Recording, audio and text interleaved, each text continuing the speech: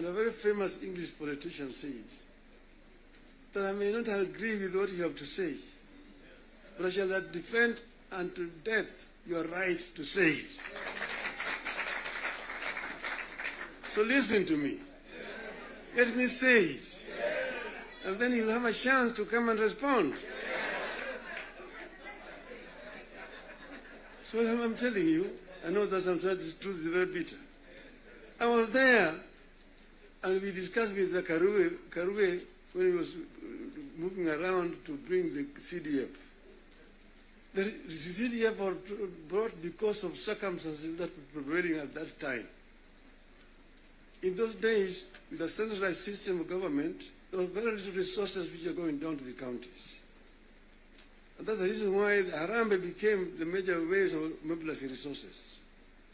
Sometimes you find nearly 100 cards in your desk for Harambees here and there. Whenever the president moved around, we'll go around to counties, to the districts. And then we'll be addressing people. People will come up to tell them their problems. Mtukufu Rais, hapa kwetu barabara ni mbaya sana, haipitiki. Mvua ikinyesha kuna matope, barabara haipitiki.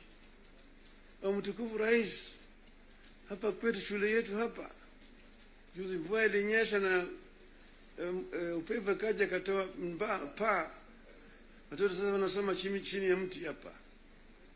Mtukufu Rais, hapa kwetu hakuna maji. Mtukufu Rais, hatuna stima na kadhalika. When he stands to respond, to say, nyinyi mnasema barabara ni mbaya, mnasema hospitali hakuna dawa, mnasema upepo imechukua paa ya nyumba. Mjumbe wenu anafanya nini? Yeye anapiga tu kelele kule kwa bunge, anapiga tu kelele kwa bunge, hajali mambo ya maendeleo kwake. Kwa hiyo mimi nitatumia mtu kuja kufanya harambee, lakini leo mimi nitatoa pesa ya kujenga hiyo shule, ambayo kujenga hiyo nyumba, nitatoa pesa na kadhalika. That was the end of it. So the MP was the one who was being blamed for the failure of the national government to do certain things in their constituency. And that's the reason why we came up with the idea of CDF. That was that time. Exactly that was that time. But then the constituency is now falls under the devolved government, which is being led by the governors. So constituency is not a devolved unit. And members of parliament themselves should not be involved in development, because there's supposed to be oversighting. There's supposed to be oversighting. If you have yourself being involved in construction of roads, building of schools, hospitals, who is going to oversight you? Who is oversighting you? So, Mr. President, I hold very clearly that these MPs know that they should not have any business in trying to implement projects in their constituency. Implementation of projects should be left to the county government.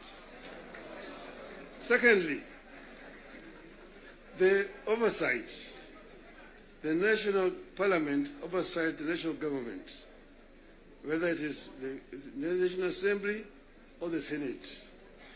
Oversighting of governors, the responsibility of MCAs, members of the county assembly, not the senators.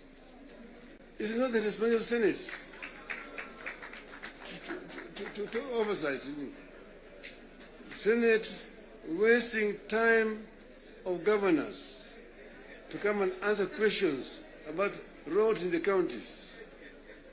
And thirdly, the issue of extortion. The issues of extortion. The issues of extortion. Majority Leader, you talked of didn't talk of extortion, you talked of lobbying. Lobbying is okay. In the US, you've got lobby firms which have formed to lobby the members of the Congress. They come to lobby, they're known, they're officially registered as lobbyists. They come to lobby the members of parliament. But lobbying is a different thing from extortion. From extortion. That you have a member, every committee has got a member who is how do you call him? A welfare. Welfare bungi is giving a very, very image of parliament.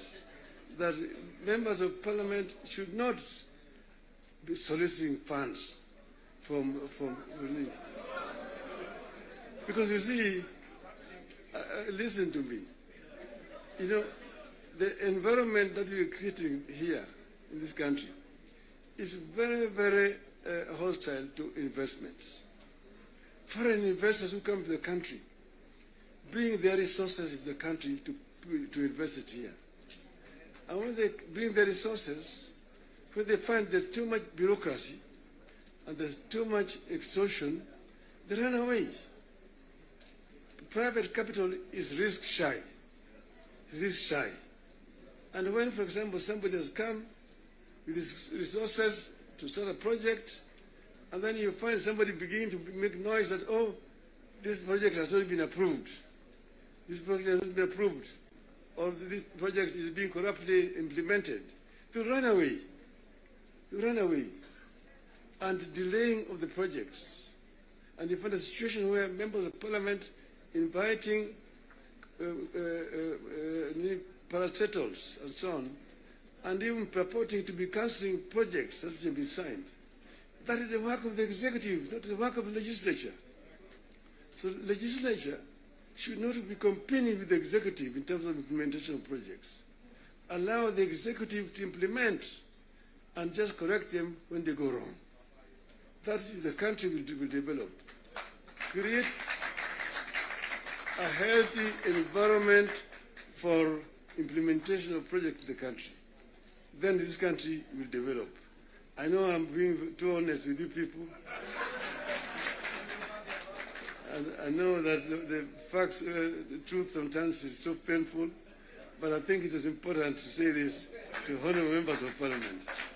Thank you very much.